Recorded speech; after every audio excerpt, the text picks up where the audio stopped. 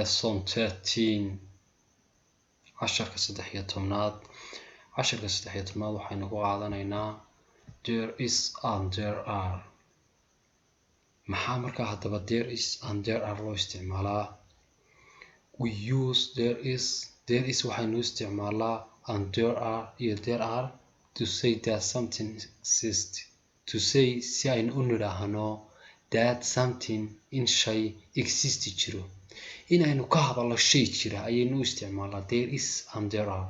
There is na waa markaa waa wixii keliya, there are na waa wixii jamaca. markaanu ku sii socono halka waxaynu nidhi positive sentencesyada caadiga. marka sentenceku sida caadiga uu yahay we use there is for a singular.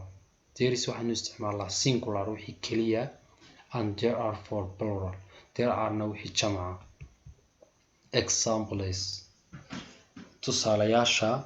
tusaalaha koowaad wuxuu leeyahay there is one table in the classroom.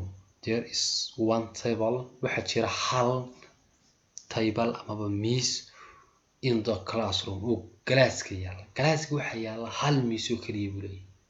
there is markaa waa jiritaan, markaa waxaa ka jira oo yaala hal miis. okay, aynu ku sii socono.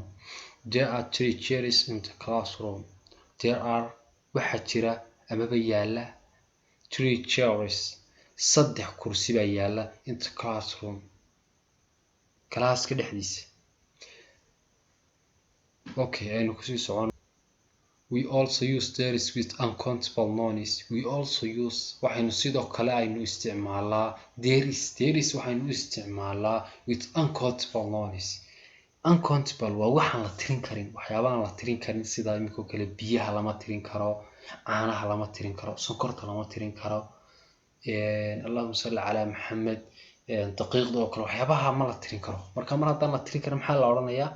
waxaa la yidhaahdaa uncountable nouns, waxaan la tirin karin. marka there is waxaa loo isticmaalaa wixii aan la tirin karin wey markayna leeyahay. aynu tusaalaha koobaad ku socono.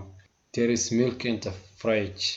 there is milk caanaa ku jira in the fridge qaboojiyaha ama talaajada. there is some sugar on the table. there is some sugar on the table waxoogaa sonkor ayaa miiska dushiisa saaran. there is some sugar on the table. waa sida markaa tusaalaha labaadina. okay, halkan waxaynu yidhi contraction waa soo gaabinta. there is marka la soo gaabiyo sidee noqotaa? the contraction of there is there is.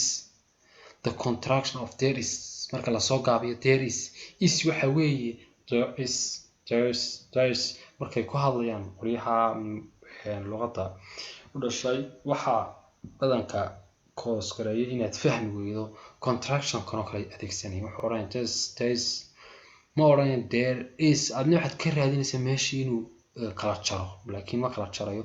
markaa soo gaabintu waa sidaa. halka markaa tusaalaha muxuu yidhi there is only one chocolate left in the box. there is only one chocolate waxaa jira hal chocolate left in the box oo lagaga tagay boxka. casharku halka ayuu inoogu joogayaa. wassalaamu calaykum waraxmatullaahi wabarakaatuh.